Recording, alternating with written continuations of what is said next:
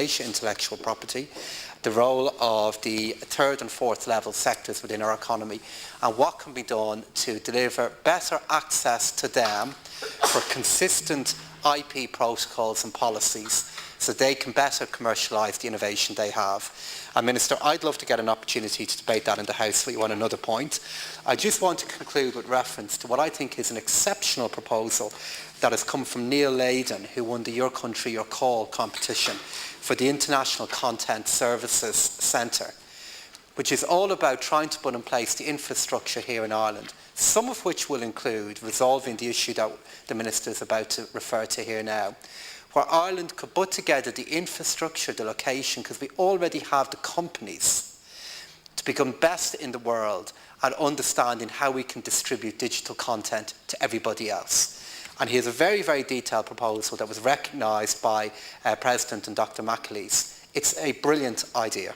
And at a future point in this debate or in the Oireachtas, I'd love to get the government's views on this and understand what are the ways in which we can support this concept, because it does represent a big part of the future of what intellectual property is and how our country can benefit from it. Thank you, Gail. Very much. Antara is 10 minutes. I'd like to thank all of the senators who made a contribution to this debate, and it is both timely and very, very relevant to the future of this country. I particularly welcome the comments, praiseworthy comments made by the last speaker, Senator O'Donoghue, in regard to the Innovation Task Force report, which I had the privilege to serve on, and I believe is a lodestone document in the development of Ireland out of recession and into recovery, moving up the proverbial value chain and developing high-end solutions, particularly in the area of matching the intellectual creativity of our country with the new emergent science and technologies that are there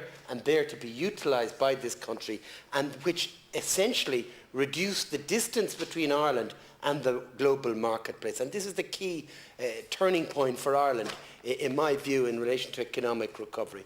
The Innovation Task Force sets out two basic premises are behind that document.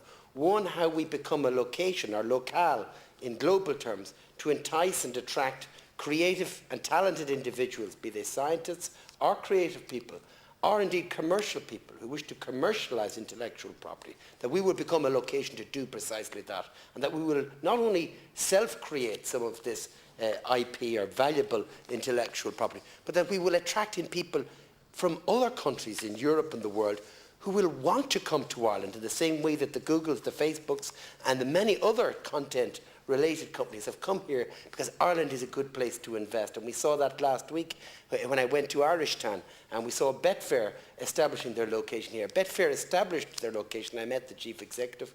We had the photo call, etc. And I asked him out of curiosity, why are you coming to Ireland? He's coming to Ireland, and these companies establishing 100 jobs here, precisely because he reckons Ireland is the best place in the world to establish a content-related, management of the internet, service-related company, a company that handles 5 million transactions a day, has 3 million registered customers all across the world. They come here because we have the skills, we have the strong pipeline of people, and we have the creative talent to match the expectation he has to build and continue to build and invest in his global business. So it's a source of great pride to be at that particular location and to announce the 100 jobs, and to see the confidence in that chief executive's mind and attitude about Ireland and where Ireland was for him. It was a no-brainer, him bringing that business to Ireland. And again, I take the judgment very seriously. Mr. Justice Charlton has described what is occurring with regard to the UPC issue and the court case generally as theft. And he's right. I don't believe we should use ambiguous words here. It is. Copyright infringement is a form of theft, and there's no point pretending there's some other alternative narrative of democratic rights with regard to the abuse or the exploitation against the permission of the author, owner of some piece of copyright. It's not acceptable, this level of ambiguity, particularly in Ireland, where we seek to build this smart economy built on our intellectual or human capital. And I think it's hugely important that we recognise this, that the World Bank held a survey of what was the true attribution of the source of wealth of many nations across the earth about 8 years ago. And in Ireland's case, unusually, 83% of the wealth of Ireland is derived precisely from the human and intellectual capital that we have here. So that is already, if you like, a certified fact or a piece of empirical evidence that we must take into the equation when we deal with these vexed issues around downloading and the copyright theft. I think it's important also, while many of the contribution centres focused on the music industry, that there's also the film industry here as well. That there are two significant industries where Ireland has, over the years, managed to excel. And I think it's very worrying for me as a government minister when I hear someone of the calibre and quality of Paul McGuinness, manager of U2, come out publicly on Morning Ireland some weeks ago, expressing concern, even before this court decision, about what is happening to his industry, to the artists he tries to build, quite apart from the very successful U2 group. Quite apart from that, that organisation behind that particular band are building other smaller bands, bringing them to the marketplace, investing heavily in them because it's an expensive business, bringing, if you like, a garage-type band right into the full global market. So, you know, we must ensure a situation where that can occur. I think, in case anybody thinks that the Attorney General, I as Minister in this portfolio, have been tardy in any of this matter, I would like to remind the House, because I didn't mention it in my script, in my opening statement here, when I became Minister, was so concerned about this that I called in the internet service providers. And I did so within weeks and months of taking office in this portfolio. I was so concerned about what was happening in this area. I asked and appealed to the internet service providers to actually collaborate and come to an agreement with the music and other rights holders organisations, that the most sensible way for us to proceed in this country is not by having a whole new panoply of legislation, regulation. We all know the lesson of the last 10 years has been that we perhaps over-regulated a great many of our industries and sectors in this country. So my first instinct is not to regulate and not to legislate. Instinctively, I believe that the industries involved here, be they the internet service providers, be they the telecommunications company, be they the music industry, the film industry, that they must get together here in Ireland and come to an agreement. And I have to say in this regard, I was taken with and very impressed that one of the music rights organisations did actually come to an agreement with one telco, namely Eircom. And I salute the bravery of Eircom executives for entering into that arrangement. I know it started in July and we'll have to wait and see how that actually worked out in practice. But this kind of voluntary arrangement or agreement between the industries involved and in dispute in this essential area is far more preferable than going down the road of further regulation legislation. We are talking about theft, and we are talking, as Senator Ryan rightly put across, the alternative view, the young people who like to have their music and listen to it and don't see it as theft. Well, it is theft, and there's no point pretending otherwise. But I accept and applaud Senator Ryan's efforts to put that balancing item into the equation. We don't want, and we cannot, Canute-like restrict the onward march, if you like, of the internet and the web.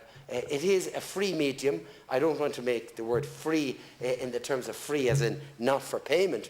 I think this is one of the great challenges for business people and entrepreneurs and others who wish to use this new emergent and very dynamic technology of the web, that it is a big struggle for some content providers to find a method of making it pay for them and their business. And that itself is a broader challenge. But as I said, within weeks and months of being in this job and before this court ruling by the High Court and Mr. Justice Charlton, I took and asked that the internet service providers and the telco companies that are involved would come into my office. We had a long discussion, and I have to say it wasn't very profitable. And to be honest with you, I found it hugely frustrating, annoying and disappointing that when I put down the challenge to them in the room, in my office across the road here in Kildare Street, that they were tardy in the response and they weren't psychologically or otherwise inclined to move towards the sort of recommendations that many of the senators, the majority of senators, have put here today. They seem to oppose the three-strike, graduated response, all of the different other formulae. And the problem is, to be quite candid with senators here, is that there is no model country in this regard. There is no paragon of virtue with regard to theft of this kind of material, intellectual property and otherwise. There is no paragon. France has moved in a very prescriptive legislative manner, and there are privacy and confidentiality issues about the manner in which the French authorities have moved on this phenomenon. And that is not entirely the role model that we should be looking at. On the other hand, the UK, my old friend Peter Manson, or Lord Manson as he was and is now, did in the latter period of the Labour rule in the UK move forward with legislation which I now understand is before the courts in Britain and is being challenged. So what I put down again today, a challenge to all of the people involved in this business. The last thing I want to do is provide further legislation and regulation. But if people don't knock heads together, and if they won't come together and come to a sensible type of arrangement, be it the ISP, I will have to legislate and I will have to look at the issue in a much more deeper and far-seeing way. I have tried my best to bring people together. I hope and feel that they should get together. In the meantime, I will meet with the Attorney General and discuss in detail how he believes the optimum response should be by the state in this area. The optimum response, as far as I'm concerned, and I want people to be clear about this, is that I do wish to protect intellectual property. I think it's absolutely vital that this state provides the level of protection to intellectual property and rights holders that they should and are entitled to enjoy. We will not generate creative, and you know, it was very striking when we stood in Farmley and listened to fantastic Irish businessmen from all over the world, including some of our well-known individuals, whether it be the people who brought us Riverdance, the people who brought us many of the great global success stories of the last 10 to 20 years, including you two, that all of them were at one on one item about this smart economy. And there's a lot of jargon and nonsense generated around the smart economy. It's about productivity, but in Ireland's case, it's about linking and matching our creative talents to these emerging technologies and maximising, as I say, the speed to which we can go to market with new products and services online, etc. And so it's an exciting opportunity for Ireland here. Many years ago, people remember the bad old days when academics and writers and authors and commentators of every sort talked about Ireland's peripherality relative to the European Union. Well, cheap airfares, the internet, has meant the distance between us and the rest of the world is now pretty much irrelevant. And if we are to maximise our position in this new emerging world enabled by technology where distance is reduced, we must protect the rights holder. We must protect the creative person who comes up with the new idea. And I pledge to this House here today that I will come up with a solution. If the industry and the players in this sector are not prepared to reach agreement, we will have to move. We will have to legislate, regulate, or do precisely, as I set out at the beginning, what I would not wish to do ordinarily. I did address this very early on. I am disappointed at the responses to date. I do, however, say, and I say this unambiguously in this House, because some people have been critical about the particular rights or music organisation that has conducted this bilateral arrangement with Eircom. I think this is positive. I think that is the sign of a company and organisations taking the issue seriously and agreeing to police and patrol it. And the more of that, the better, as far as I'm concerned. I am the last person, I said, Corla, to wish to impose more legislative, bureaucratic or administrative burden on any industry in this country. But I promise to the House that I'll come back to you within weeks as soon as I am fully appraised of the Attorney General's view and advice on the matter. I prefer not to go into the detail of the particular case because for obvious reasons there are sensitive issues there that were I to, in some fashion, disclose our own position and attitudes in our internal thinking on this whole matter, it might not be helpful in the context of the court system and cases that might emerge. But I thank both the rights holders, the ISPs and all the people who engaged with me. I know they genuinely engaged, but it was a source of great disappointment to me that we couldn't get agreement by way of voluntary effort by the industries concerned. Very much. That concludes statements on the importance of protecting intellectual property rights. Thank the Minister. I wish to thank the Minister for his commitment to meet with the Attorneys General and come back in the next few weeks if possible. Item 2, statements on the current overcrowding levels in Irish prisons resumed.